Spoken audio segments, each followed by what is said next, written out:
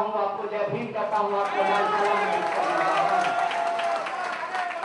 दोस्तों, ये बहुत खुशी का मौका है कि इस मुंबई की धरती पर बाबा साहब भीमराव अम्बेडकर की कर्मभूमि, ज्योतिबा फुले, सावित्री माई की कर्मभूमि, जन्मभूमि पे मुझे बोलने का मौका मिला है। इसके लिए मैं आज आयोजकों का तहे दिल से शुक्रिया अदा करना चाहता हूँ। दोस्तों, आप सब लोगों को एक बात याद होगा, इस देश में राम का रथ निकाला गया था, लेकिन ये महाराष्ट्र की धरती है, यहाँ से तुकाराम की परंपरा पूरे देश के अंदर चली है। अन्ना भाव करने का आंदोलन पूरे देश के अंदर चला है। तो हम सिर्फ भगवा राम की बात नहीं करते हैं, हम तुकाराम की भी बात करते हैं। इसीलिए आज इस माहौल में जब तमाम तरीके की राजनीतिक बातें हो रही है, छात्र आंदोलन की भी बात हो रही है, तो कुछ बात हम बिल्कुल स्पष्ट तौर पर आपसे कहना चाहते हैं। पहली बात तो यह है, सेल्फी वाले पीएम के खिलाफ सेल्फी खींचकर आप आंदोलन को नहीं जीत सकते हैं। और दूसरी बात, एक व्यक्ति किसी भी आंदोलन को न आगे बढ़ा सकता है न लड़ सकता है। इसीलिए इस देश के अंदर एक व्यक्ति वाली परंपरा की शुरुआत की गई है। बार बार हमारे मीडिया के साथी कहते हैं मोदी सरकार, मैं कहता हूं मोदी सरकार नहीं, या तो केंद्र सरकार बोलिए या संघ की सरकार बोलिए, क्योंकि समाज किसी एक व्यक्ति के बदौलत नहीं चलता। इसीलिए आप सब लोगों से गुजारिश है कि आपका जो समर्थन, जो स्नेह, जो प्यार हमको मिला है, उसके लिए मैं शुक्रगुजार हूं। लेकिन आंदोलन किसी भी एक व्यक्ति के कंधे पे नहीं लड़ा जा सकता है, आप सबको मिलकर लड़ना पड़ेगा और हम सब मिलकर इस लड़ाई को लड़ेंगे। ये कमिटमेंट हमको अपने अंदर लाना पड़ेगा। साथी सहला ने कहा कि यूपीए 3 बनाना है। भाई साहब, हम ना डायरेक्टर हैं कि हम गोलमाल 1, गोलमाल 2, गोलमाल 3 बनाते रहे, और ना हम एक्टर हैं कि जुमलेबाजी करके प्राइम मिनिस्टर बन जाएं। हम फाइटर हैं, सोशल जस्टिस की लड़ाई को लड़ेंगे, ये हमारा कमिटमेंट है। इसीलिए हम राजनीति को सिर्फ चुनाव तक सिमट कर नहीं देखना चाहते हैं। राजनीति हमारे लिए आंदोलन है, हम आंदोलन की सत्ता को खड़ा करना चाहते हैं। और इस देश के अंदर जो ऊंच नीच है, जो ब्राह्मणवाद है, हम उसको चुनौती देना चाहते हैं, हम उसको परास्त करना चाहते हैं। ये हमारी लड़ाई है। कुछ लोग कहते हैं कि आप सिर्फ आरएसएस और मोदी के खिलाफ बोलते हैं। मैं क्यों बोलूं आरएसएस और मोदी के खिलाफ? हमारे यहाँ एक कहावत है, हसुआ के विवाह में खुरपी का गीत नहीं गाया जाता और जनवरी के महीने में रात को छाता नहीं लगाया जाता। इसलिए अगर आपको बुरा लगता है भक्त महोदय, तो आप बुरा मत मानिए, आप अपने प्राइम मिनिस्टर से रेजिग्नेशन मांग लीजिए, हम उनके ऊपर समय बर्बाद करना बंद कर देंगे। मुझे नहीं लगता कि देश के अंदर किसी विद्यार्थी को किसी खास सरकार से कोई दुश्मनी है। इस देश के अंदर विद्यार्थियों को, नौजवानों को, किसानों, मजदूरों को, इस देश के अंदर जो सत्ता की लूट मची है, उस लूट का विरोध है, उस नीतियों का विरोध है। इसीलिए हम पॉलिसी का विरोध करते हैं। आप सत्ता में बैठे हैं, पुतला वाला पीएम आप हैं, सूट वाला पीएम आप हैं, तो विरोध किसका करें? आप ही बता दीजिए। ये कहते हैं कि चलिए विरोध तक तो ठीक है, आपके पास अल्टरनेटिव क्या है? भाई साहब, सब्सिडी का सही पैसा खर्च हुआ है और बहुत अच्छे से हमने रिसर्च किया है, कोई रेटरिक्स की भाषा नहीं है। अल्टरनेटिव हमारे पास है, आप अल्टरनेटिव देने को तैयार होइए, हम अल्टरनेटिव देने को तैयार हैं। और अल्टरनेटिव क्या है मैं बताना चाहता हूँ। अल्टरनेटिव ये है कि आज की खबर है, बीट के अंदर एक 12 साल की लड़की 41 डिग्री के टेम्परेचर में 3 बार पानी लेने के लिए गई और वो मर गई। हम अल्टरनेटिव उसके लिए ढूंढना चाहते हैं। हम ये आपको बताना चाहते हैं कि हम सिर्फ रोना नहीं जानते, हम सिर्फ शोक मनाना नहीं जानते, हम वो शोक से बाहर आकर अपने आंदोलन में ऊर्जा भरकर उस लड़की को न्याय देना की लड़ाई लड़ना जानते हैं। हम रोहित वेमुला की लड़ाई को आगे बढ़ाना जानते हैं। हम रोहित एक्ट को लागू करवाना जानते हैं। हम डेल्टा मेघवाल को न्याय दिलाना जानते हैं और ये निरा न्याय हम दिला कर रहेंगे, क्योंकि इस देश के अंदर दो तरह के लोगों के बीच में संघर्ष छिड़ी है। एक है जुमलेबाज और हम हैं जाबाज। ये लड़ाई छिड़ी है संघ के जुमलेबाजों और बाबा साहब भीमराव अंबेडकर के जाबाजों के बीच, और युद्ध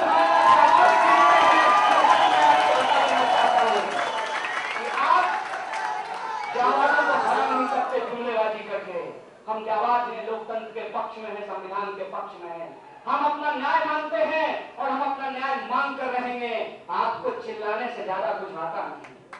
इनका नफरत देख लीजिए, हर शहर में ये मेरे ऊपर जूता मारते हैं, लेकिन नफरत की पराकाष्ठा ये है कि हर बार दाहिने पैर का ही जूता फेंकते हैं। इनका जूता भी राइटिस्ट हो गया है। कभी लेफ्ट वाला जूता फेंको, हमारा जोड़ी कंप्लीट हो जाएगा। ये कहते हैं कि इस देश के अंदर विद्यार्थी लोग बिना मतलब का हल्ला मचा रहे हैं। नहीं साहब, हम बिल्कुल हल्ला नहीं मचाना चाहते हैं। आप हमारा वजीफा दे दीजिए, रोहित एक्ट को लागू करा दीजिए, विश्वविद्यालयों के अंदर जो जाति व्यवस्था है उस जाति व्यवस्था को खत्म कर दीजिए, और इस देश के अंदर जो किसान हैं उनकी आत्महत्या को बोलना शुरू कीजिए। हम आपके खिलाफ बोलना बंद कर देंगे। ये कहते हैं कि आपको फंड कहां से आता है। हम बोले आप गलत आदमी से गलत सवाल पूछ रहे हैं। अगर आपको अपने फंड की चिंता है तो अपने पीएम से पूछिए कि सूट का फंड किसने किया था। अपने पीएम से पूछिए कि वास्को डिगामा की तरह जो पूरी धरती खोज रहे हैं और उन्हें भारत नहीं मिल रहा, उसका फंड कौन हो सकता है। मैं बताने को तैयार हूं कि हमको फंड कौन देता है। आइए हमसे जरा नजर मिलाइए, बात कीजिए और देखिए यहाँ बैठे लोग से अगर 1-1 रुपया चंदा देंगे तो मुंबई दिल्ली का खर्चा तो निकल ही जाएगा। और जब आज मैं आ रहा था, मुश्किल एयरपोर्ट पर आने का मौका मिला है, हवाई जहाज चढ़ने का, तो एयरपोर्ट से कुछ साथी हमको रिसीव करके ला रहे थे। तो हमने पूछा कि ये कौन लोग हैं, तो साथियों ने बताया कि ये सफाई कर्मचारी हैं। हमने कहा इनके लिए स्वच्छ भारत का क्या मतलब है। कहा एक बार मोदी जी गटर में उतर जाए फिर मतलब आएगा स्वच्छ भारत। ये जो कामगार लोग हैं, इन कामगार लोगों को आपका भाषण सुनाया गया। उसके बाद इन्होंने कहा कि ये लोग तो देशद्रोही नहीं है, ये तो हमारी बात कर रहे हैं। इसीलिए उन लोगों ने तय किया कि इस पूरे प्रोग्राम में वो सहयोग करेंगे, आपकी सुरक्षा की जिम्मेवारी लेंगे, और इसीलिए वो आपको एस्कॉर्ट करके आपको इस कार्रवाई में इस कार्रवाई को आगे बढ़ाकर आपको हॉल तक लेकर के आए हैं। ये विद्यार्थियों और मजदूरों की यूनिटी है, ये ऑपरेशन यूनिटी है। इससे मोदी सरकार घबराती है, इसीलिए हमारे ऊपर झूठा फैसलाती है और हमको चुप करवाती है। हमको पता चला कि हॉल बदल दिया गया है। हमने कहा कोई नहीं, हम दुनिया बदलने वाले हैं, तुम हॉल बदल कर देख लो। ये हॉल बदल करके चाहते थे कि कार्यक्रम बंद हो जाए। तो मैं एक नागपुर का वाक्य आपको बता देना चाहता हूँ। नागपुर में एक सीनियर पुलिस ऑफिसर मेरे पास आया और बोला, कन्हैया जी आप चिंता मत कीजिए, आपके लिए सेकुलर पुलिस की व्यवस्था की गई है। हमने कहा साहब आप ये मानते हैं इस देश की पुलिस भी कम्युनल हो गई है। तो फिर उन्होंने कहा भाई साहब इस देश में घोड़ा कह रहा है कि काश हम गाय होते। आप लोग शक्तिमान वाली बात जानते हैं, इस देश में जानवरों तक को कम्युनलाइज कर दिया गया है। मुझे शाहरुख खान की वो फिल्म याद आ रही है जिसमें वो घोड़े से बात कर रहा है। हम जेएनयू के भी जो लोग सेडिशन का चार्ज झेल रहे हैं वो सोच रहे थे कि काश हम भी घोड़ा होते। इस देश की पॉलिटिक्स को हो क्या गया है। घोड़ा के डेथ पे तो हम लोग बहुत बात कर रहे हैं, लेकिन हॉर्स के ट्रेड पे हम बात नहीं कर रहे हैं। उत्तराखंड की सरकार हॉर्स ट्रेडिंग करके गिरा दी गई है, उस पर बातचीत नहीं हो रही है। आप देखिए मैं दशरथ मांझी की धरती से आता हूँ और दशरथ मांझी कहते थे जब तक तोड़ेंगे नहीं तब तक छोड़ेंगे नहीं। और हम लोग हथौड़े की चोट इधर उधर मारने वाले नहीं हैं। हमारा निशाना बिल्कुल सीधा है, लड़ाई बिल्कुल आमने सामने की है। जो लोग लोकतंत्र के पक्ष में हैं वो इधर आ जाइए, जो लोग लोकतंत्र के खिलाफ हैं वो जूता फेंकने वालों के साथ चले जाइए। ये बात आज आमने सामने हो गई है। कुछ लोग कहते हैं कि आप कांग्रेस पे कुछ नहीं बोलते। एक मशहूर शायर की लाइन मुझे याद आ गई, मुझे आता नहीं ना मोहतरम को मोहतरम कहना, किसी को ज्यादा किसी को कम कहना। मौका अगर होगा तो कांग्रेस पर भी बात करेंगे, लेकिन अभी मौका कक्षाधारियों की है। तो आज के इतिहास से जोड़कर कुछ बात करते हैं। चलिए कांग्रेस की बात करते हैं कि कांग्रेस जब यहाँ पर शासन में थी, और मैं आजादी के समय की बात कर रहा हूँ, नेहरू जी पीएम थे, सरदार वल्लभ भाई पटेल और नेहरू जी जब पुरानी दिल्ली के इलाकों में दंगा हो रहा था तो अपनी कार लेकर गए थे और दंगाइयों ने उनका सर फोड़ दिया था।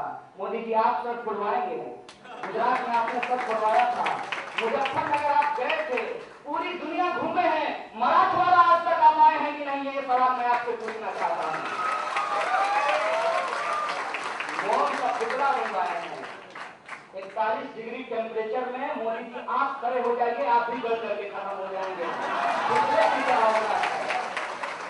आप देखिए इस मुल्क में हम कैसे हालत में रह रहे हैं। 25% इलाकों में सूखा पड़ रहा है, 1/4 हिस्से में। इस देश के अंदर सूखा को महाआपदा घोषित कर देना चाहिए था, लेकिन सरकार को हेलीपैड पटाने से फुर्सत नहीं है, सरकार को आईपीएल करवाने से फुर्सत नहीं है, इसीलिए सूखा उनके लिए समस्या नहीं है। हम कहते हैं कि आज हम लोग मुंबई में आकर के बात कर रहे हैं। क्या कहते थे मुंबई के बारे में? मुंबई सपनों की नगरी है, मुंबई मेरी जान, नहीं मिल रहा यहाँ मकान।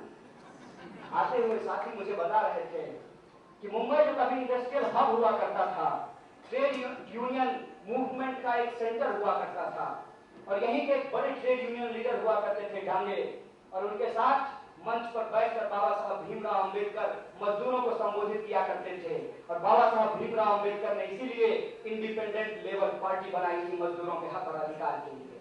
और उनका कहना था कि इस देश के अंदर अगर हमको सामाजिक न्याय की बात करनी है तो हमको दलितों के हक की बात करते हुए सबके हक की बात करनी होगी। इसीलिए उन्होंने दलित न्याय नहीं, सामाजिक न्याय की बात की थी। इस बात को मैं आपको याद दिलाना चाहता हूँ। आज कुछ पत्रकारों ने पूछा कि आप भी अम्बेडकर का नाम लेते हैं और आरएसएस के लोग भी अम्बेडकर का नाम ले रहे हैं। हमने कहा ये बहुत खुशी की बात है कि हर कोई अम्बेडकर का नाम ले रहा है, लेकिन हमारे यहाँ एक कहावत है, कथनी और करनी में फर्क होता है। तो कथनी तो हमने सुन लिया कि 125वीं जयंती मनाया है इन्होंने, थोड़ा करनी पर भी ध्यान दे देते हैं।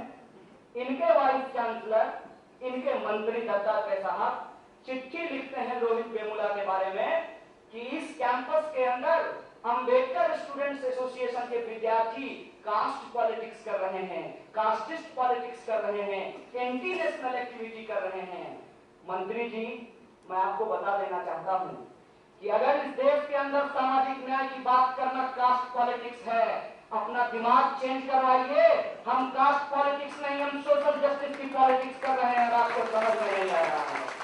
हम मतलब हमारे साथी रोहित वेमुला ऑपरेस यूनिटी की बात करते थे, और ये ऑपरेस यूनिटी की बात क्यों की गई?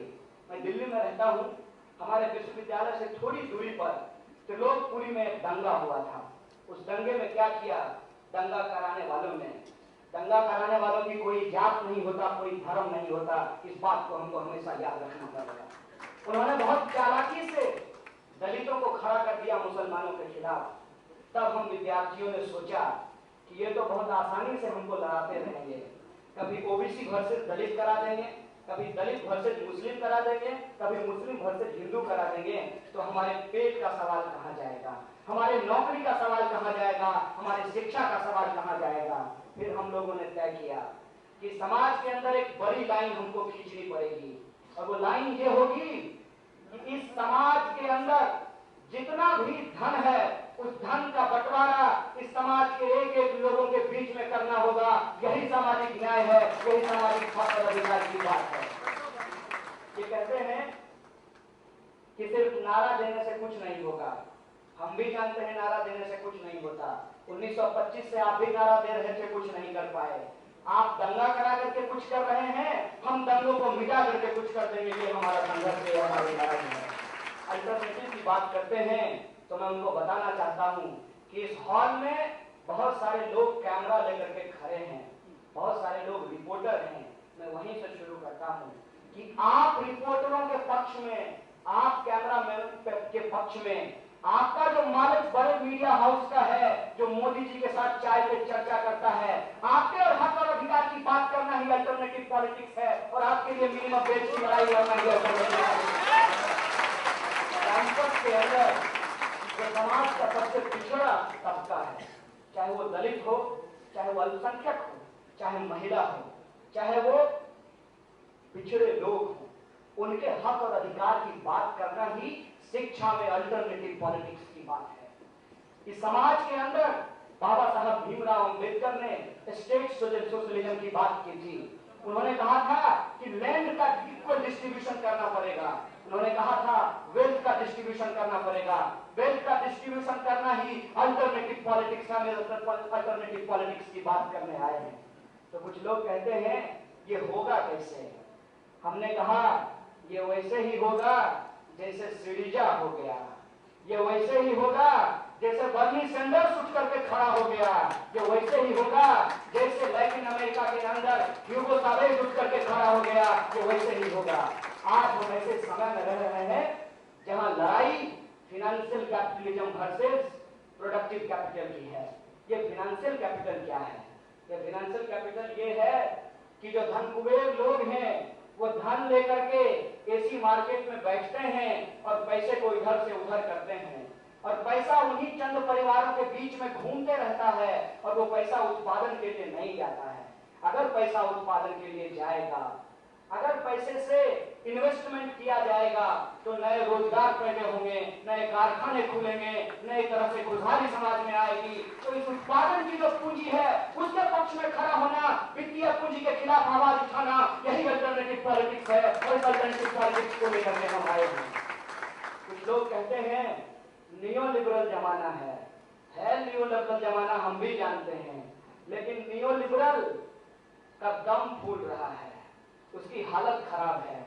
अगर ऐसा नहीं होता तो आप सब लोगों को मालूम होना चाहिए कि हमारा रेफरी बदलने वाला है। इससे पहले जिस दल का रेफरी था शायद इस बार वो चुनाव न जीत पाए और डोनाल्ड ट्रंप हमारा नया रेफरी बन जाए। अगर डोनाल्ड ट्रंप हमारा नया रेफरी बन गया तो साहब ये जो जुमलेबाज हैं इनको तो मैच में वॉकओवर मिलने वाला है। इसीलिए हम कहते हैं कि इसको वॉकओवर नहीं होने देना है, इनके खिलाफ हमको लड़ना है। और ये लड़ना इसलिए जरूरी है कि अगर हिंदुस्तान के अंदर हम एक अल्टरनेटिव पॉलिटिक्स को एस्टेब्लिश कर पाते हैं, अगर हिंदुस्तान के अंदर हम न्यू लिबरलिज्म को डिफीट कर पाते हैं, अगर हिंदुस्तान के अंदर हम कॉर्पोरेट लूट के खिलाफ इंटरप्रेन्योरशिप को बढ़ावा दे पाते हैं, अगर हिंदुस्तान के अंदर हम वेल्थ के डिस्ट्रीब्यूशन की बात कर पाते हैं, अगर हिंदुस्तान के अंदर हम एक एक इंसान के जस्टिस को इंश्योर कर पाते हैं, रूल ऑफ लॉ को एस्टेब्लिश कर पाते हैं, अपनी डेमोक्रेसी और कॉन्स्टिट्यूशन को बचा पाते हैं, तो भारत दुनिया का सबसे बड़ा लोकतंत्र है और ये दुनिया का सबसे बड़ा लोकतांत्रिक लड़ाई साबित होगा। ये लड़ाई को हमको इसलिए बचाने की जरूरत है। सहमति और सहमति का दौर है, कुछ भी हो सकता है, लेकिन असहमति को बर्दाश्त करने की एक परंपरा हमने भी इस मुल्क में देखी है। मैं जिस संगठन से आता हूं, ऑल इंडिया स्टूडेंट फेडरेशन, वो 1936 में एस्टेब्लिश हुआ और इस देश के आजादी के आंदोलन के लिए लड़ाई लड़ा। लेकिन आज हम जिस भौतिक परिस्थिति में हैं, हम कभी भी एक संगठन की बात नहीं करते। हम एक संगठन की बात इसलिए नहीं करते क्योंकि अगर हम अपने सेल से बाहर निकलने को तैयार नहीं हैं, अगर हम अपने घिसे पिटे पॉलिटिकल लाइन से आगे बढ़कर जनता के साथ संवाद करने को तैयार नहीं हैं, अगर हम शोषकों के खिलाफ शोषितों को यूनाइट करने का नया नजरिया अख्तियार करने के के लिए तैयार नहीं है तो हम इस मुल्क को नहीं बचा पाएंगे। ये चैलेंज हम लोगों को लेना पड़ेगा। और ये बहुत खुशी की बात है कि संसद में ऑपोजिशन हो ना हो, सड़कों पे तो हमने इनको ऑपोजिशन दिया ही है। और ये ऑपोजिशन किसी एक स्टूडेंट यूनियन का नहीं, किसी एक स्टूडेंट ऑर्गेनाइजेशन का नहीं, किसी एक यूनिवर्सिटी का नहीं, पूरे देश का ऑपोजिशन बनता जा रहा है। और इस पूरे देश का जो स्टूडेंट मूवमेंट है वो मास मूवमेंट की शक्ल ले रहा है। इसीलिए आज इस हॉल में स्टूडेंट यूथ के अलावे तमाम एज के लोग बैठे हुए हैं, क्योंकि वो देखना चाहते हैं कि हमारा मुल्क किन लोगों के हाथ में जा रहा है, ये लड़ाई किधर जा रही है। तो हम आपको विश्वास दिलाना चाहते हैं कि हम यूनाइट होने के लिए तैयार हैं। आप हमें रास्ता दिखाइए, आप हमारा मार्गदर्शन कीजिए, इस लड़ाई को हम जीतेंगे। क्योंकि ये लड़ाई हम जिन महानुभावों के विचारों को लेकर चल रहे हैं वो हमें बहुत सारी ताकत देते हैं। जब मैं मुंबई आने की बात फाइनल कर रहा था तो एक गाली देने वाले ने कहा, तू आप पुणे, तेरे दिमाग में मैं गोबर भर दूंगा। हमने कहा, मैं पुणे आ रहा हूं, महाराष्ट्र, ये सावित्री माई की धरती है। तुमने उनकी साड़ी पर भी गोबर भर दिया था, लेकिन महिलाओं को शिक्षा लेने से नहीं रोक पाए। तो मुझे नहीं रोक पाओगे, इस आंदोलन को नहीं रोक पाओगे। ये आंदोलन आगे बढ़ेगा और तुम्हारी सत्ता को हिला कर बढ़ेगा। ये हमारा लड़ाई है, ये हमारा संघर्ष है। ये कहते हैं गोबर की बात। एक छोटा सा कहानी आपको सुना देता हूँ। मैं पढ़ने लिखने में बहुत अच्छा नहीं था, तो कभी कभी हमारे टीचर गुस्सा करके कहते थे, दिमाग में गोबर भरा हुआ है, गधा कहीं का। आजकल मैं उसको याद करता हूँ कि आने वाली जो पीढ़ी होगी उसको उसके टीचर कहेंगे, दिमाग में गोबर भरा हुआ है, समझी कहीं का।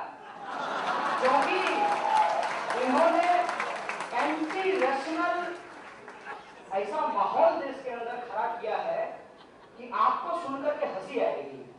वो कहते हैं कि तू पढ़ाई छोड़ और अपनी माँ की सेवा कर, क्योंकि वो 3000 रुपया कमाती है। हमने कहा कि ये कौन सी व्यवस्था है जहां पढ़ाई लिखाई छोड़कर अपने माँ बाप की सेवा की जाए। फिर दूसरा सवाल इन्होंने पूछा कि तू 28 साल तक पढ़ क्यों रहा है। हमने कहा पीएचडी करने में 28 साल लगता है, कोई शौक से नहीं पढ़ रहे हैं, मिनिमम टाइम 28 वर्ष लग जाता है।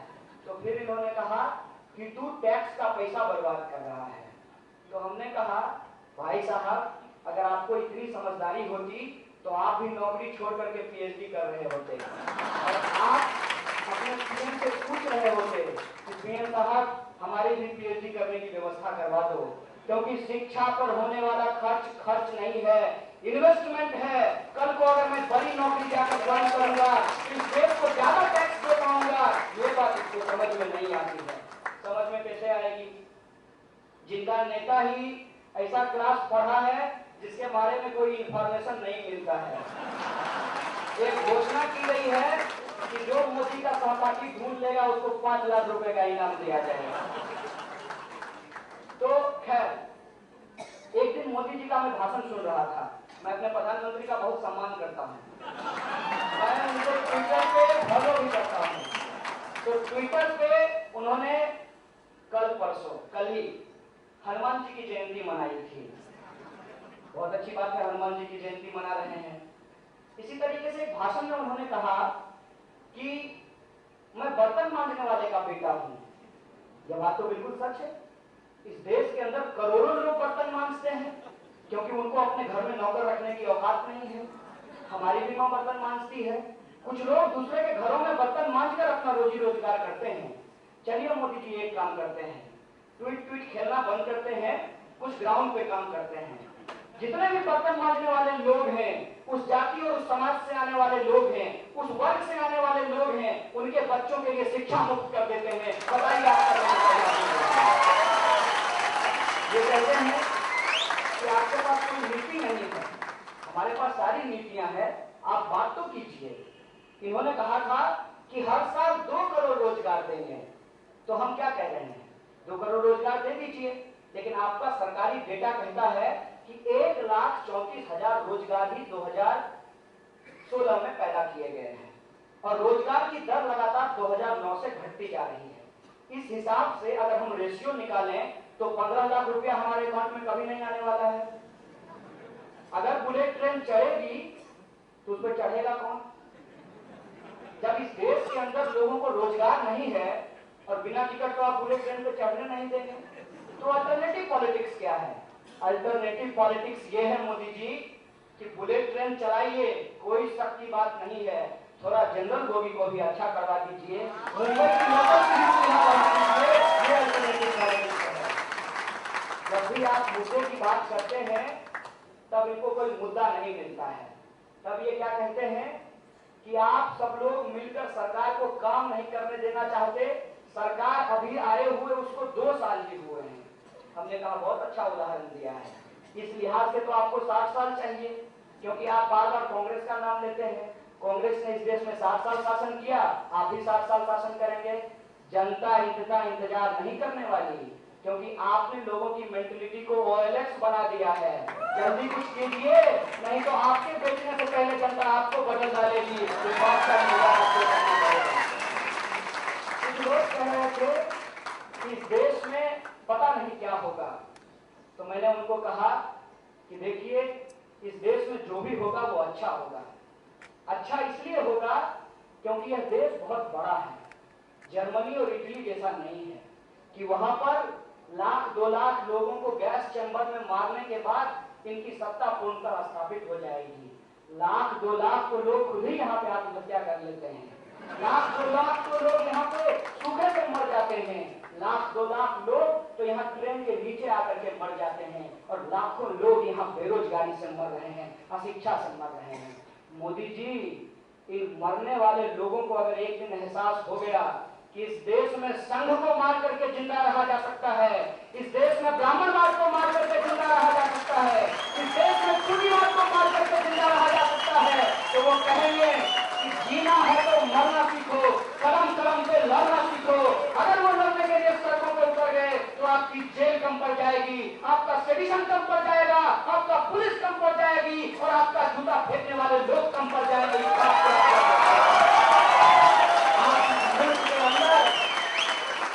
जो आह्वान है, जो उसकी हालत है, जो उसकी स्थिति है, उस पर बातचीत करना शुरू कीजिए, उसके लिए पॉलिसी बनाना शुरू कीजिए, उनको भटकाना बंद कीजिए। और ये जो नए नए जुमले आप छेड़ते हैं, एक नया जुमला आया है, खड़ा रहो भारत, स्टैंड अप इंडिया। एक नया जुमला आया है, स्किल इंडिया, दक्ष भारत। एक नया जुमला आया है, मेक इन इंडिया। थोड़ा थोड़ा इसको बदल देने की जरूरत है, क्योंकि इसकी सच्चाई थोड़ी थोड़ी अलग है। जो मेक इन इंडिया है, दरअसल वो फेक इन इंडिया है। वो फेक इन इंडिया इसलिए है कि ये कहते हैं कि हम रोजगार पैदा करेंगे। कहां पैदा करेंगे, किस चीज में पैदा करेंगे? जब आप पूंजी को खेती में खर्च नहीं करेंगे, जब आप पूंजी को इंडस्ट्रीज लगाने में खर्च नहीं करेंगे, जब आप पूंजी को शिक्षा के ऊपर इन्वेस्ट नहीं करेंगे, जब आप पूंजी को इंफ्रास्ट्रक्चर को डेवलप करने में खर्च नहीं करेंगे, तो रोजगार कहां पैदा करेंगे? क्या इस रोजगार से काम चल जाएगा कि कुछ नौजवानों को, कुछ बेरोजगारों को भटका कर आप उनसे जूता फिरका करके आप इस देश के अंदर बेरोजगारी के सवाल को भटकाना चाहते हैं? आप नहीं भटका सकते इस देश के अंदर बेरोजगारी का सवाल। शिक्षा के सवाल को देखिए कि इस देश में मात्र 1% बजट का खर्च होता है शिक्षा के ऊपर। मात्र 3% लोगों को हायर एजुकेशन मिलता है। हायर एजुकेशन के अंदर जो हम रिसर्च स्कॉलर हैं, वो भी सिर्फ सेंट्रल यूनिवर्सिटी के स्टूडेंट को, एमफिल वालों को 5,000 और पीएचडी वालों को 8,000 रुपया दिया जाता है। और ये जो हमारी मनु मैडम है, पहले मुंबई में ही रहती थी, सास बहू करती थी, आज तो संसद में है। वो क्या कह रही है? वो कह रही है कि वजीफा बंद नहीं करेंगे। अरे बंद नहीं करेंगे तो आपकी रिव्यू कमेटी ने भी उसको शुरू करने के लिए कह दिया है, आप शुरू क्यों नहीं कर देते? हम आपसे ये पूछना चाहते हैं। लेकिन इनको डर लगता है। इनको डर किस बात से लगता है? कि इनको लगता है कि विद्यार्थियों ने सवाल पूछना शुरू कर दिया है। इनको डर लगता है कि रोहित से कन्हैया नहीं मिला, कन्हैया से प्रशांत नहीं मिला, प्रशांत से ऋचा नहीं मिली, ऋचा से सहला नहीं मिली, फिर भी ये लोग एक मंच पे आ रहे हैं। इनको डर लगता है कि जो लोग जेएनयू में लड़ रहे हैं उसकी आवाज फर्गुसन में क्यों उठ रही है, जो लोग एफटीआई में लड़ रहे हैं उसकी आवाज हैदराबाद में क्यों उठ रही है, और हैदराबाद की आवाज पूरे देश के अंदर क्यों उठ रही है, और जेएनयू का आवाज आज ज्यादा इनको डर लगता है। मोदी जी, डरना डराना बंद कीजिए, क्योंकि ये खेल बहुत पुराना हो गया है। अब हम आपसे डरने वाले नहीं हैं। या तो आप सचमुच का काम कीजिए, 15 लाख रुपया हमारे खाते में लाइए, हर साल 2 करोड़ रोजगार पैदा कीजिए, जल्दी से बुलेट ट्रेन चलाइए, और जो जो बात आपने विकास की कही थी वो कीजिए।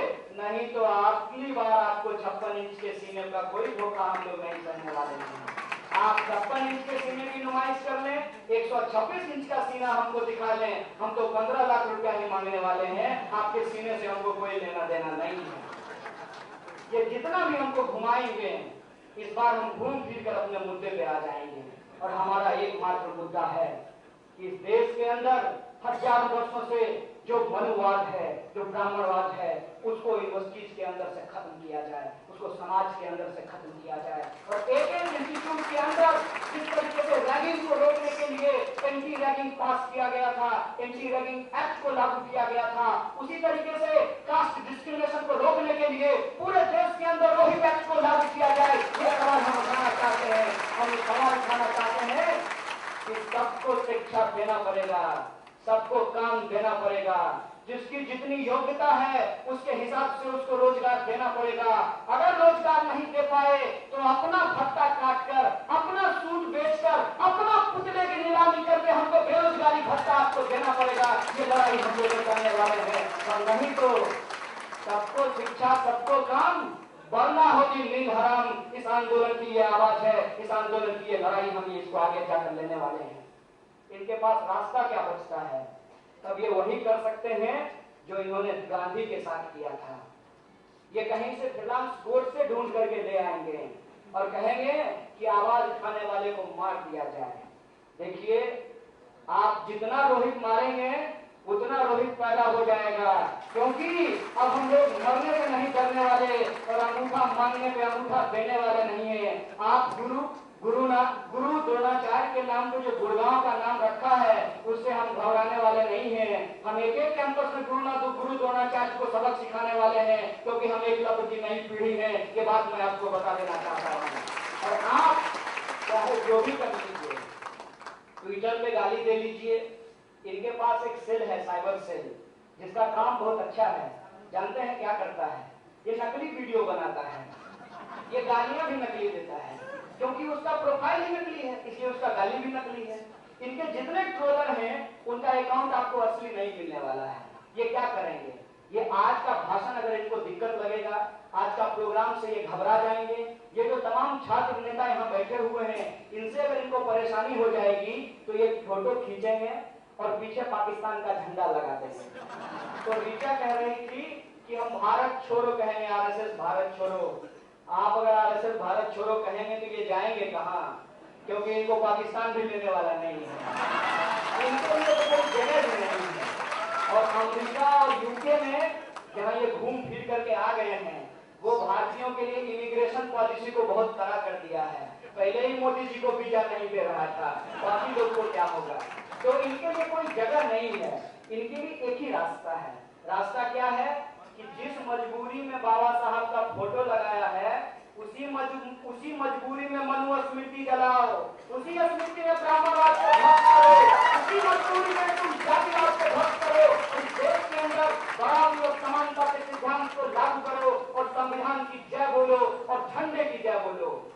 एक बार मैं विमर्श कर रहा था अपने एक साथी से, उन्होंने कहा कि लाल किले पे लाल निशान होना चाहिए। हमने कहा कोई दिक्कत नहीं है हमको, लेकिन प्रॉब्लम जानते हैं इस देश का क्या है कि अगर अभी हम लोग सचेत नहीं हुए तो लाल किले पर से ये तिरंगा झंडा उतारने वाले हैं, वहां भगवा फहराने वाले हैं। तो पहले ऐसा करते हैं, तिरंगा बचा लेते हैं, फिर तय करेंगे कि उस पर नीला लगेगा कि लाल लगेगा। और मेरे ख्याल से पहला चीज बोल रही थी, इस देश के अंदर कोई एक संस्कृति रूल नहीं कर सकती, कोई एक जाति रूल नहीं कर सकता, कोई एक विचार रूल नहीं कर सकता। इस देश के अंदर जो भारतीय चिंतन परंपरा है, जो कबीर से शुरू होता है, गुरु नानक से होते हुए, गांधी और अम्बेडकर और बुद्ध से होते हुए मार्क्स तक पहुंचता है, हम उस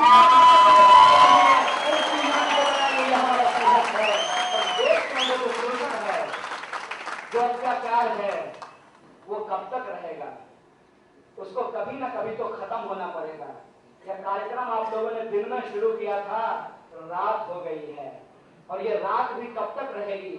कभी तो सूरज निकलेगा, कभी तो नीले आसमान में लाल सूरज निकलेगा, कभी तो सबके हक अधिकार की बात की जाएगी और सबके दुनिया की हक अधिकार के लिए लड़ा जाएगा। और वो लड़ाई शुरू हो गई है, और वो लड़ाई शुरू हुई है। और मुझे इस बात की बहुत खुशी है कि इस लड़ाई में तमाम लोग, हम सब जानते हैं कि इस कार्यक्रम में किसी एक पार्टी के लोग नहीं बैठे हुए हैं, अलग अलग पार्टी, अलग अलग विचारधारा के लोग यहाँ मौजूद हैं। और हमारी हर बात से जरूरी नहीं है कि उनकी सहमति हो। हम सब लोग जो यहाँ बैठे हैं, जरूरी नहीं है कि हमारी विचारधारा भी एक दूसरे से सहमति की हो, लेकिन यही लोकतंत्र है, यही संवैधानिक मूल्य है कि हम असहमत होते हुए भी आपके सहमति के अधिकार के लिए खड़े होते हैं। यही लोकतांत्रिक मूल्य है, इसी लोकतांत्रिक मूल्य को बचाने की लड़ाई है, और इसी लोकतांत्रिक मूल्य को हम बचाएंगे और इसको हम स्थापित करेंगे। यही हमारा संघर्ष है। बार बार लोग कहते हैं कि कैसे करेंगे आप, कौन सा पॉलिटिकल पार्टी ज्वाइन करेंगे, कौन सी पॉलिटिकल पार्टी बनाएंगे? तो मैं उनको कह देना चाहता हूं, जनाब, हमारे लिए राजनीति चुनाव से शुरू होकर के चुनाव पे खत्म नहीं होता। हमारे लिए राजनीति संघर्ष से शुरू होकर संघर्ष पे खत्म होता है। इसीलिए हमें पार्टी की नहीं, जन आंदोलनों की एकता बनाने की जरूरत है, आंदोलनों को, संघर्षों को यूनाइट करने की जरूरत है। और हमको लगता है कि अगर हमारा सवाल सही है, अगर हमारा और आपका विचार मिलता है कि इस देश के अंदर पूंजीवाद और ब्राह्मणवाद को खत्म करना चाहिए, इस देश के अंदर जो ऊंच नीच और भेदभाव है उसको खत्म करना चाहिए, तो हम लोग एक मंच पर आएंगे, हम लड़ेंगे और ब्राह्मणवादी और पूंजीवादी ताकतों को परास्त करेंगे। यही हमारा संघर्ष है, यही हमारी लड़ाई है। कुछ लोग कह रहे थे कि आपको बार बार ब्राह्मणवाद ब्राह्मणवाद क्यों बोलते हैं? हमने कहा कि आपकी जाति क्या है? तो झेपते हुए बोला कि मैं ब्राह्मण हूँ। हमने कहा साहब, मैं एक बात आपको स्पष्ट कर देना चाहता हूं, ना तो हम किसी जाति के खिलाफ हैं, ना किसी जाति के पक्ष में हैं। हम पूरी की पूरी जाति व्यवस्था को खत्म करना चाहते हैं। हमारे विवेक को डाइल्यूट मत कीजिए, एक जाति के खिलाफ हमको दूसरी जाति का पक्षधर मत बनाइए, और एक लड़ाई को दूसरी लड़ाई से अलग मत कीजिए, क्योंकि ब्राह्मणवाद का संबंध ब्राह्मणों से नहीं है। ब्राह्मणवाद का संबंध उस ऊंच नीच पर आधारित व्यवस्था पर से है, उस शोषण पर आधारित संरचना से है, जिसमें जो ताकतवर है वो ताकतवर होता है और ताकतवर का बेटा ताकतवर होता है, और जो कमजोर है वो कमजोर होता है और कमजोर का बेटा कमजोर होता है। हमको इस स्ट्रक्चर से दिक्कत है, हमको इस संरचना से दिक्कत है, हमको जाति से नहीं, हमको पूरी की पूरी जाति व्यवस्था से दिक्कत है। इसीलिए हम बाबा साहब अम्बेडकर के सपने को चलते हैं, इसीलिए हम सामाजिक न्याय की बात करते हैं। तो आज एक नया सवाल लेकर आए हैं हमारे सामने, कह रहे हैं कि नीतीश कुमार ने सुना है आपको 6 लाख रुपया दिया है। हमने कहा अब आपके पास कोई राजनीतिक सवाल नहीं बचा है, पहले भी आपके पास नहीं था, क्योंकि आपकी राजनीतिक विचारधारा इतनी कुंद है जो पीएचडी में और एमबीबीएस में फर्क नहीं कर पाता। एक विरोधी था, वो बोला कि कन्हैया अपने पेशेंट का इलाज कैसे करेगा? साहब, हम इलाज मेडिकल साइंस से नहीं, पॉलिटिकल साइंस से करते हैं। एमबीबीएस से नहीं, हमारी पीएचडी सोशल साइंस से है। और इसीलिए हम जो इलाज करेंगे सामाजिक बुराई का, जातिवाद का, मनुवाद का, ब्राह्मणवाद का और पूंजीवाद का, वो कोई उस तरह लेकर इलाज नहीं होगा, वो जन आंदोलन से होगा, वो संघर्षों से होगा। ये हमारी लड़ाई है और ये हमारी पीएचडी है। और अगर इससे आपको दिक्कत है तो आप अपनी ताकत लगा लीजिए, हमें अपनी ताकत का भरोसा है, क्योंकि हम उस परंपरा के लोग हैं कि आप हमको कितना भी बहलाने फुसलाने का कोशिश करें, हम आपसे फुसलाने वाले नहीं हैं। क्योंकि हरिशंकर परसाई ने हमको एक कहानी पढ़ा दिया था बचपन में ही, भेड़ और भेड़िया। आजकल कुछ भेड़िए भेड़ की शक्ल में मुंह में घास दबाकर डेमोक्रेसी डेमोक्रेसी कर रहे हैं।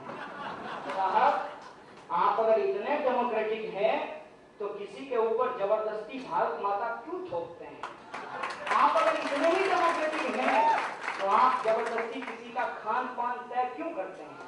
अगर आप इतने ही डेमोक्रेटिक हैं तो आप ये कौन क्यों तय करते हैं कि कौन किससे प्यार करेगा, कौन किससे शादी करेगा? और आपके दिल में बाबा जी हैं, जो करोड़ों का धन संपदा जमा कर लिए हैं, कुछ जेल में हैं, कुछ जेल जाने वाले हैं, वो ऐसा क्यों कहते हैं कि चाउमीन खाने से देश में रेप होता है? भाई साहब, खाने से रेप नहीं होता, समझदारी नहीं बदलने से रेप होता है। आप अपनी समझदारी बदल लीजिए, चाउमीन आपका विचार नहीं बदलने वाला है। इस देश के अंदर जो ये विचारधारा है, जिसको हम एंटी नेशनल कहते हैं, उन्होंने एक नया तरीका बनाया कि हमको एंटी नेशनल साबित कर दिया। उन्होंने कहा ठीक है, आपके पास डॉक्टर वीडियो, नकली वीडियो है, व्हाट्सएप ग्रुप है, सोशल मीडिया है, कुछ मेनस्ट्रीम मीडिया भी है जिसके मालिक राज्यसभा सांसद में जाना चाहते हैं, तो वो हमको देशद्रोही साबित कर सकते हैं।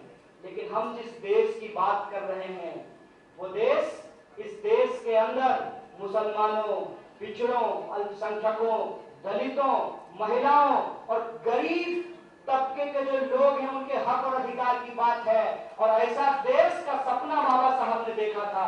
ऐसा देश का सपना जब ज्योतिबा फुले गुलामगिरी लिख रहे थे, तो उन्होंने भी देखा था कि जब तक हम सामाजिक गुलामी को नहीं छोड़ेंगे, हम एक आजाद मुल्क नहीं बना पाएंगे। तो इस देश का सपना हम देखते हैं और ऐसा सपना हम जरूर बनाएंगे। आप कितना भी सेडिशन लगा लीजिए, कितना भी जेल में डाल दीजिए, आप हमारी लड़ाई को नहीं रोक सकते, आप हमारे संघर्ष को नहीं रोक सकते। और ये क्या कह रहे हैं कि ये मीडिया वालों के लिए विशेष तौर पे बोल रहा हूँ, पता नहीं आप लोग ट्विटर फॉलो करते हैं कि नहीं। ये जो हमको गालियां देते हैं फेसबुक और ट्विटर पे, देखिएगा कि आपके बारे में क्या लिखते हैं। आपके बारे में प्रेस्टिट्यूट लिखते हैं, ये इनकी भाषा है, ये इनका भारत माता के प्रति प्रेम है, ये इनकी देशभक्ति है। जरा इसका अंदाजा आप लोग लगा लीजिए। हम मुद्दे की बात कर रहे हैं, हम लोगों के हक और अधिकार की बात कर रहे हैं, और इनको अचानक से देश की याद आ गई है। ये देश की याद इनको अचानक से आई क्यों है? मैं बताता हूँ क्यों आई है। मैं बिहार का रहने वाला हूँ, उत्तर प्रदेश मेरे बगल का है, इसलिए मुझे जानकारी है। उत्तर प्रदेश में चुनाव होने वाला है और उस उत्तर प्रदेश में ये 80 में से 73 सीट जीत गए थे। क्या बोल करके? बुलेट ट्रेन चलाएंगे। जनाब, रोज आपके सर के ऊपर से हवाई जहाज गुजरता है, आप में से कितने लोग हवाई जहाज पे चढ़ते हैं? आपके घर के पछवाड़े से रोज बुलेट ट्रेन गुजरेगी, बस आपको उसको देखेंगे लेकिन कभी उस पर चढ़ नहीं पाएंगे। तो ये बुलेट ट्रेन के नाम पे इन्होंने चुनाव जीत लिया। 2 साल हो गया, बुलेट ट्रेन चला नहीं, तो सोचा इस बार क्या चलाएंगे। बोला ऐसा करो, इस बार एंटी नेशनल और नेशनल चला देते हैं, इसी पे चुनाव जीत जाते हैं। तो इन्होंने ये काम कर दिया। जो जेएनयू में हुआ, जिस तरीके से इन्होंने लोगों को फ्रेम करके जेल में डाला, उसके बाद इन्होंने एक ट्रेंड शुरू कर दिया है।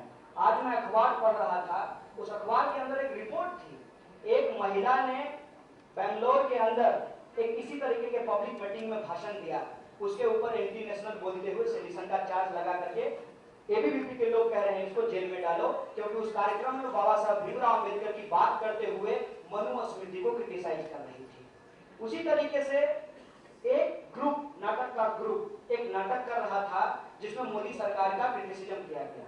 उसके बाद एबीवीपी के लोग यहाँ आए, भारतीय जनता युवा मोर्चा के लोग आए और उन लोगों ने उस नाटक कार्यक्रम को बंद कराया और डायरेक्टर को कहा कि तुम इस नाटक को नहीं दोबारा करोगे वरना तुमको गोली मार देंगे।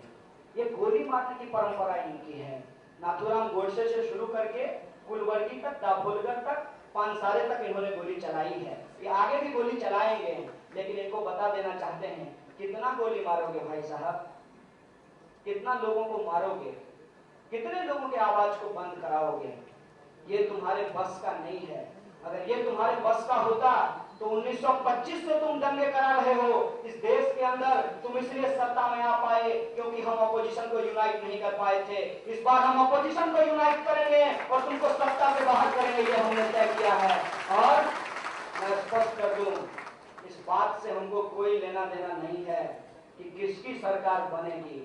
इस बात से हमको जरूर लेना देना है कि जो हमारे हक की बात नहीं करेगा, जो रोहित एक्ट को बनाने की बात नहीं करेगा, जो सामाजिक न्याय को स्थापित करने की बात नहीं करेगा, जो बड़ी पूंजी की लूट के खिलाफ छोटे व्यवसायियों के मदद की बात नहीं करेगा, जो बड़े कॉर्पोरेट घराने हैं उनके मुकाबले मिडिल क्लास और लोअर क्लास के अपलिफ्टमेंट की बात नहीं करेगा, जो अलग अलग सेक्टर में काम करने वाले मजदूरों के हक की बात नहीं करेगा, जो छात्रों नौजवानों के शिक्षा और रोजगार की बात नहीं करेगा, जो महिला के हक और अधिकार की बात नहीं करेगा, जो मुसलमानों से देशभक्ति का सर्टिफिकेट मांगने की कोशिश करेगा, उसको हम सत्ता में नहीं आने देंगे। ये कमिटमेंट हमारा है, ये हमारी लड़ाई है, इस बात को हमने कर दिया है।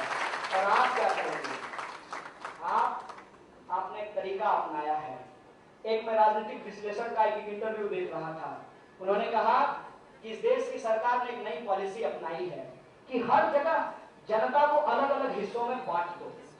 जैसे महाराष्ट्र के अंदर मराठा और गैर मराठा में बांट दो, जैसे हरियाणा के अंदर जाट और नॉन जाट के अंदर बांट दो, जैसे दिल्ली के अंदर दिल्ली वाला और बाहरी वाला के अंदर बांट दो, जैसे दलितों को गैर दलितों में बांट दो, पिछड़ों को अल्पसंख्यकों से बांट दो। ये बांटने की राजनीति करता है और हम जोड़ने की राजनीति करते हैं।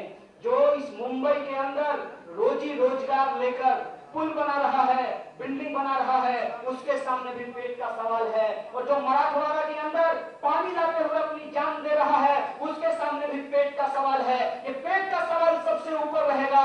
और इस देश के अंदर जो आपने एक गलत तरीके का मन का बात किया है, एक गलत तरीके से जो जुमलेबाजी की है, उस मन के बात के बारे में एक बात मैं कह रहा हूं कि हम भी अपने मन की बात करेंगे। और हमारे मन की बात सेल्फ रिस्पेक्ट की बात है। हम सेल्फ रिस्पेक्ट मूवमेंट को आगे बढ़ाएंगे और सबका रिस्पेक्ट यही है कि हम आपके व्यक्तिवाद को चुनौती देंगे, हम आपके सेल्फीवाद को चुनौती देंगे और सबके लड़ाई को, सामूहिक संघर्ष को, कलेक्टिव मूवमेंट को हम आगे बढ़ा करके इस देश के अंदर सामाजिक न्याय को स्थापित करेंगे। और इस देश के अंदर जो गैर बराबरी है, उस गैर बराबरी को खत्म करते हुए समाज में एक समता मूलक मूल्यों को स्थापित कर एक नया समाज बनाएंगे, एक नया मुल्क बनाएंगे। यही हमारी आशा है, यही हमारा विश्वास है और यही हमारी लड़ाई है। एक अपील आप लोगों से करते हुए कि ये महज पब्लिक मीटिंग में बात कर लेने से ये होने वाला नहीं है, महज कुछ कार्यक्रम दिल्ली, पुणे और दिल्ली में कर लेने से ये होने वाला नहीं है। हमको एक मूवमेंट का शक्ल बनाना पड़ेगा। और इस बात पर दिल्ली के अंदर हम विद्यार्थी लोग आपस में बैठ करके तय किए हैं कि जैसे हम दिल्ली में आंदोलन को चला रहे हैं, उसी तरीके से मुंबई में भी आंदोलन चलना चाहिए। और अलग अलग वर्ग के लोग, अलग अलग जाति के लोग आपस में बैठे, मिलकर के कोऑर्डिनेशन बनाए, घर घर जाए और उनको बताएं कि संविधान क्या है, लोकतंत्र क्या है, आपका हक क्या है और आपका अधिकार क्या है। इस बात को हमको, इस मुहिम को, इस संघर्ष को हमको लोगों के बीच ले जाना पड़ेगा। इसी कड़ी में आने वाली 5 मई को हमने एक नेशनल कन्वेंशन विद्यार्थियों का बुलाया है।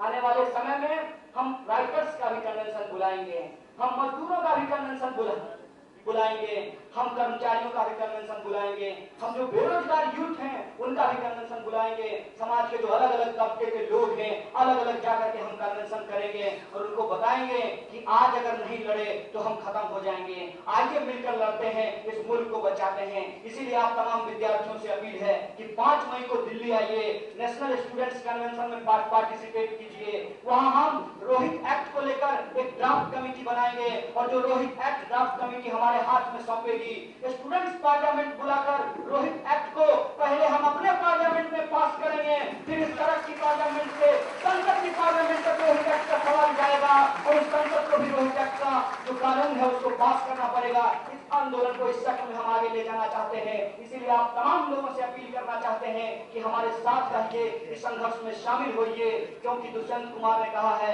कि कैसे आकाश में सुराग नहीं हो सकता, एक पत्थर तो तबीयत से उछालो यारों। इन्हीं शब्दों के साथ मैं अपनी बात को खत्म करूंगा। शुक्रिया, इंकलाब जिंदाबाद, जय भीम, लाल सलाम। आप तमाम लोगों को बहुत बहुत शुक्रिया।